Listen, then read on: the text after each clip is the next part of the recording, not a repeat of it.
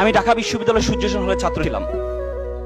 আমি যখন সূর্যসেন হলে পড়ি, আমাদের একটা নাইট গার্ড ছিল, আমাদের মামা ডাকতাম, নাইট গার্ড ছিল।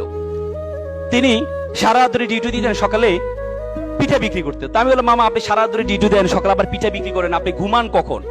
সে করবে, মামা একটু একটু দোয়া করবেন, আমার ছেলে এসএসসি-তে A+ পেয়েছে, এসএসসি-তে পরীক্ষা দিচ্ছে, যদি A+ পায় তাহলে আমি তাকে ঢাকা মেডিকেলে ভর্তি করাবো, আর মেডিকেলে ভর্তি হওয়ার পর আমি এর চাকরি ছেড়ে দিব, রাতে ঘুমাইতে পারেন, এই চাকরি আমি করব না। আমি বললাম ফাইন।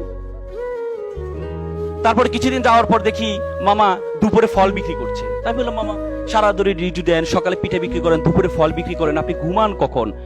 সে বলবে, মামা আমার জন্য একটু দোয়া করো, আমার ছেলে A+ পেয়েছে, কোচিং এ ভর্তি করাইতে হবে, 20-30 হাজার টাকা লাগবে, এই জন্য আমি একটু কষ্ট করছি, ছেলে মেডিকেলে চান্স পাওয়ার পর আমি তো চাকরি ছেড়ে দিব। তা আমি বললাম যে, মামা ধর্মকর্ম শিখান্ত ছেলেকে। বলতে, ছেলে তো আসলে ফিজিক্স কেমিস্ট্রি পড়তে তো সময় পায় না, আমার ছেলে ভালো ছেলে, আমার ছেলে আবার কোনো সমস্যা নেই, ও আবার ওইসব ঝামেলাতে নেই। মা বাবা তো সবসময় সন্তান তার কাছে ভালোই থাকে। কিছুদিন যাওয়ার পরে আমি তাকে কোচিং এ ভর্তি করার ব্যবস্থা করে দিয়েছি, ছাড়ের ব্যবস্থা করে দিয়েছি। কিছুদিন হটফুট করে দেখে আমার রুমে মিষ্টি নিয়ে আসলো, মামা আমার ছেলে ঢাকা মেডিকেলে চান্স পেয়েছে। কি উত্তাল, কি আনন্দ! আমার লাইফে সন্তানের খুশিতে এত আনন্দ পিতামাতা হতে পারে আমি কখনো দেখিনি। মনে হচ্ছে যেন সে মেডিকেলে চান্স পেয়েছে। একদিন কিছুদিন যাওয়ার পর মামা দেখি মন খারাপ করে বসে আছে। আমি বললাম, মামা আপনার মন খারাপ কেন? আপনার ছেলে ঢাকা মেডিকেল পড়ে, আপনার জীবন আর ঠেকায় কি, আপনি মন খারাপ কেন? বলছে, বাবা আমাকে ক্ষমা করবেন। কি হয়েছে মামা? বাবা আমি আর পারছি না, বাবা আমি আর পারছি না, আমার ছেলে ইয়াবা আসক্ত, প্রতিদিন বাসায় এসে শোকেজের গ্লাস ভাঙে, আলমিরার গ্লাস ভাঙে টাকার জন্য।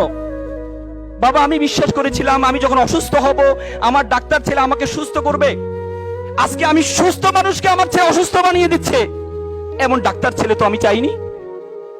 আমার ছেলে যদি দিন মজুর হতো, আমার ভাইয়ের ছেলে দিন মজুর, সারাদিন কাজ করে এসে মা বাবার সাথে একসাথে খাওয়া দাওয়া করে, এমন ডাক্তার ছেলে তো আমি চাইনি, এমন অসভ্য ছেলে তো আমি চাইনি। With due respect to our guardians, আমি আপনাদেরকে সম্মান রেখে বলছি, আপনি আপনার ছেলেকে ডাক্তার বানালেন, ইঞ্জিনিয়ার বানালেন, কোনো কাজে আসবে না যদি আপনার ছেলের মধ্যে ধর্মীয় জ্ঞান না থাকে। এই ছেলে ভয়ঙ্কর আকার ধারণ করবে, ভয়ঙ্কর আকার ধারণ করবে।